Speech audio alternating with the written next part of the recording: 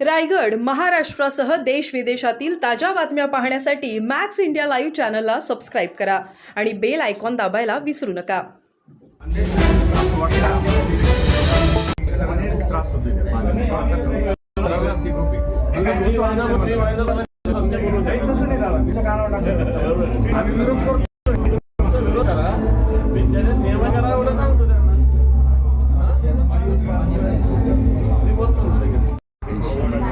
वीस 71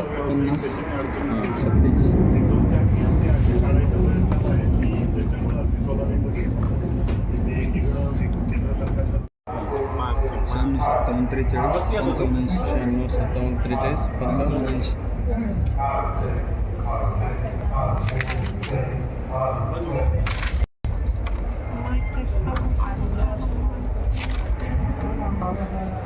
hello hello hello आम्ही आता विरोधी पक्ष नेत्याची भेट घेतलेली आहे. शिवना टाकळीच्या पाहण्यासंदर्भात 1 महिन्यापासून रोटेशन चालू आहे, बेकायदा रोटेशन चालू आहे ते. आणि आमच्या शेतामध्ये अद्रकीचं पीक आहे 1 हेक्टर 60 आर. ते 1 हेक्टर 60 आर पिकामध्ये पाणी येतं आहे. आम्ही 1 महिन्यापासून कार्यकारी अभियंता लघु पाटबंधारे विभाग क्रमांक 1 उपविभागीय अधिकारी शिवना टाकळी यांच्याकडे चक्रा मारतोय. एकही अधिकारी प्रतिसाद देत नाही. सगळे अधिकारी फील्डवर आहे असं सांगण्यात येतं. ऑफिसला कोणीच भेटत नाही, फोन कोणीच उचलत नाही. सगळ्यांचे व्हॉइसमेलवर फोन टाकलेले. त्या संदर्भात आम्ही विरोधी पक्ष नेत्यांना भेटायला आलो होतो, त्यांचा पण त्यांनी फोन उचललेला नाहीये. त्याच्यामुळे आम्ही येत्या 2 दिवसात कार्यालयासमोर आंदोलन करणार आहे.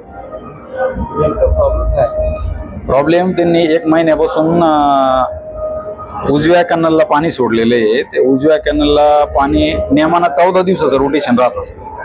तर 1 महिन्यापासून त्यांनी ह्या बेसवर पाणी सोडलेलं आहे का शेवटपर्यंत पाणी पोहोचलं नाही, म्हणून आम्ही पाणी सोडलेलं आहे. पण त्याचा मूळ त्यांचा उद्देश वेगळा आहे. पाणी सोडलं त्याच्यात आर्थिक व्यवहार होत आहे काही, त्याच्यामुळे ते पाणी सोडलेलं आहे. त्यांना आर्थिक फायदा होतोय त्याच्यामुळे ते 1 महिन्यापासून लगातार त्यांनी पाणी सोडलेलं आहे. आणि याच्यामुळे या पाण्यामुळे काय झालं, आमचं जे गोंडेगाव शहरातील गट नंबर 21चं शेत आहे, त्या शेतामध्ये पाणी येत आहे. त्याच्यामध्ये आमची 1 हेक्टर 60 आर अद्रक पिकेचं 90% नुकसान झालेलं आहे. इतर शेतकऱ्यांचं पण आहे, पण हे धरणाच्या 2 किलोमीटर पुढे लगत आमचं आहे आणि इतर पुढल्या पण शेतकऱ्यांचं आहे. पण आम्ही त्यांच्या 1 महिन्यापासून चक्रा मारतोय, ऑफिसला प्रतिसादच देत नाही ते. या तिथले अधिकारी येऊन गेले, पंचनामा लिहितो म्हणत्या, पंचनामा लिहित नाही, काहीच नाही. त्याच्यामुळे आम्ही परेशान झालो होतो. तर साहेबाकडे आलतो, आता साहेबांना पण फोन लावला होता, पण ते उचलत नाही फोन. कॉन्क्रिटीकरण नसल्यामुळे ना कॅनॉलमधनं पाणी लिकेज होतं, पाझरतं. आणि जे पण काही ते कॉन्क्रिटीकरण झालेलं आहे त्यातनं पण पाणी काही ठिकाणी पाझरतं.